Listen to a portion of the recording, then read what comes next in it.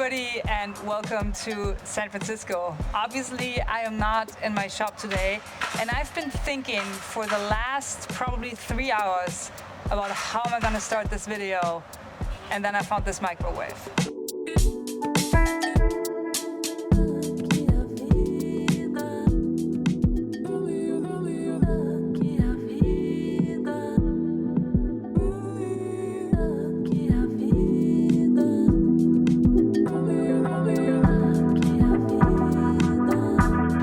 Took me 5 minutes max. I have a nice and slow turning motor. I have 3 amazing switches, a little bell.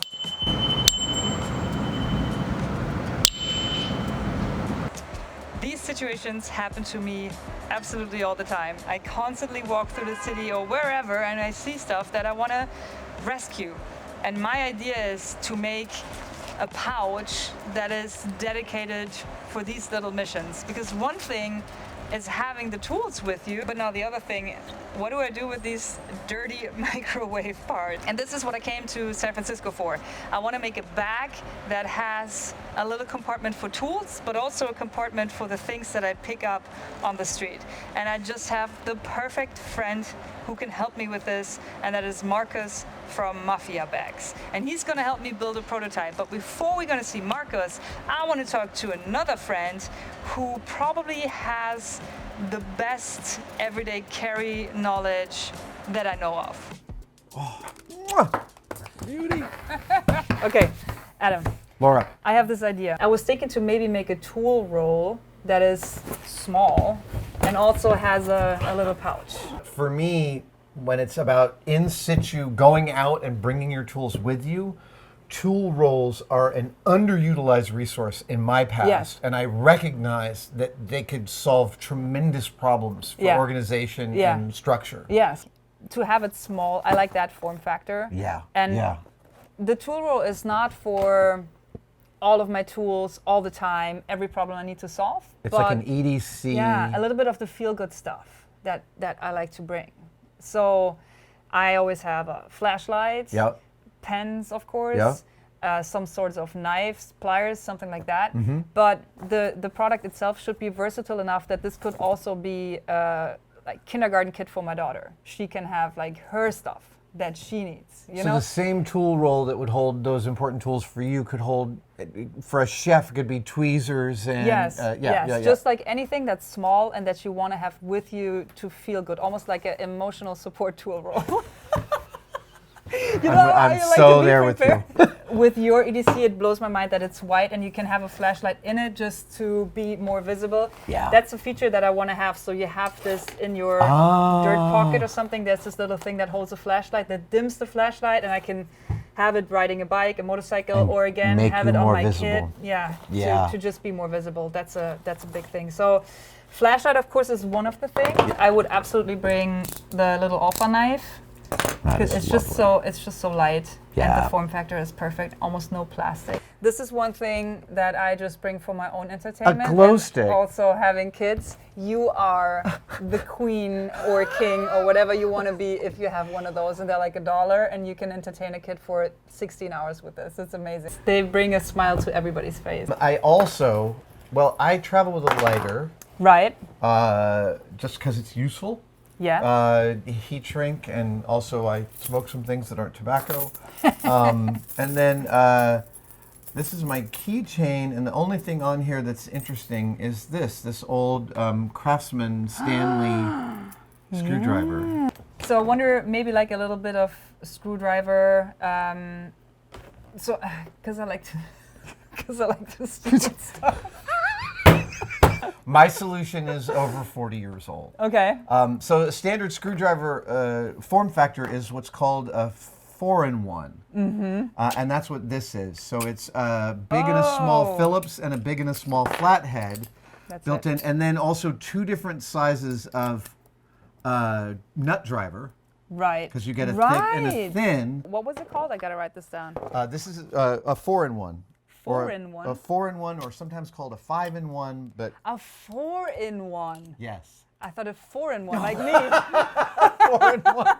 4-in-1. Okay, I don't have to write that down. Yeah. And I like the dirty pocket, you know, for washers, screws, interesting things you find to have a dedicated space for that. But then because again, you and I pick up stuff off the street all the time.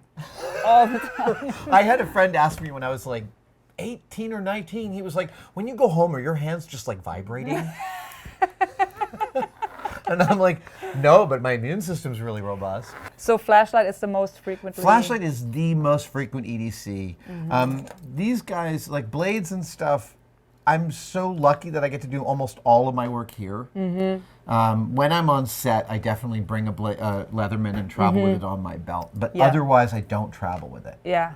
Yeah, it turns out that seeing for me is the most important thing. Yeah. I think that's a good couple points to get started with. It's so like we go out into the world and we like touch the world, we grab things from the world, and it is so nice to have the things you need to do the level of examination of the world you want to do. I need the minimum amount of stuff, and sometimes a flashlight and a little knife, a little piece of wire, zip tie, some tape, that will get you a long way, but you need a little bit of stuff. So the emotional support, the emotional support tool roll, I like that. That's something that just gives me a little bit of confidence to solve my problems. I love this. Thank you so much. I will be back soon, hopefully. Okay, good. Can't wait. Okay. Bye. Bye. My God, this is close. I love Adam. I just think it's so cool that I had a couple questions about a tool bag idea, and we ended up talking about keys, flashlights, and buckles for over 30 minutes. And if you want to see the whole conversation, I will put it up on my Patreon. But now it's time to go see Mafia Bags.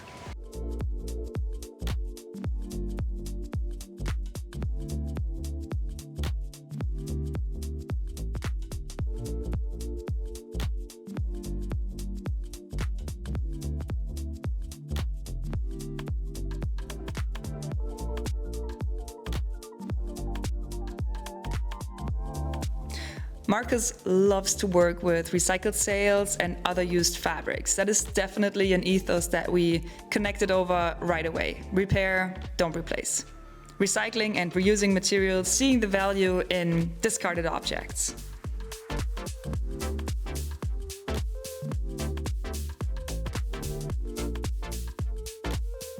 I decided to use some of the same parts that I also use for my tape mate, just because I like the parts and it gives it a cohesive feel and a kind of design constant to both of the products. And once we selected the materials to work with, it was time to make a pattern.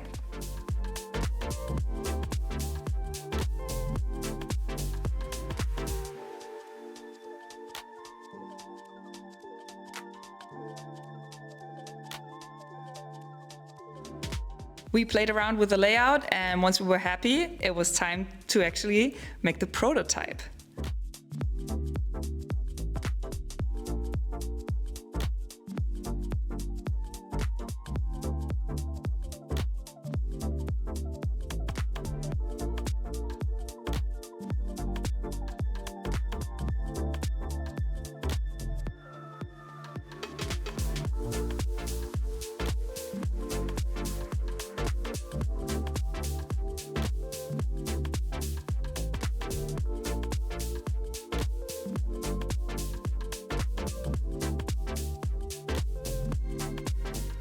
And after a couple of hours of brainstorming, testing, and figuring it out, we had a functioning prototype.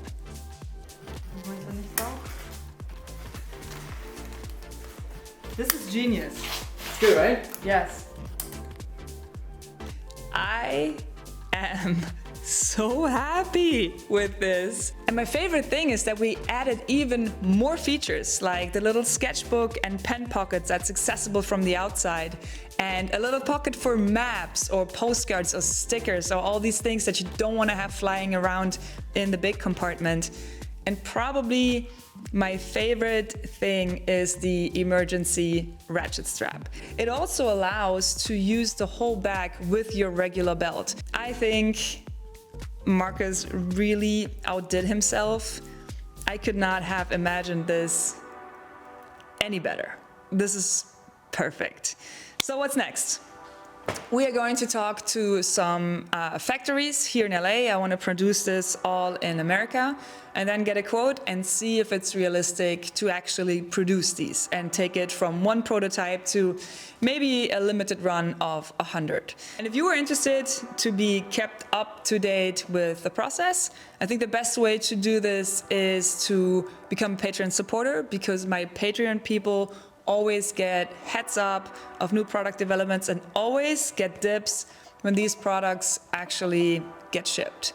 Otherwise, of course, we'll talk about this on Insta and probably in a future video, and you will see me wear this bag absolutely every day. I want to thank Marcus and the whole Mafia Bag team for making my dream bag a reality. And of course, I also want to thank Adam for the friendly chat. Again, if you want to see the whole almost 40-minute conversation about tools, flashlight, keys, anything, go to Patreon. I will have the whole thing unedited up there.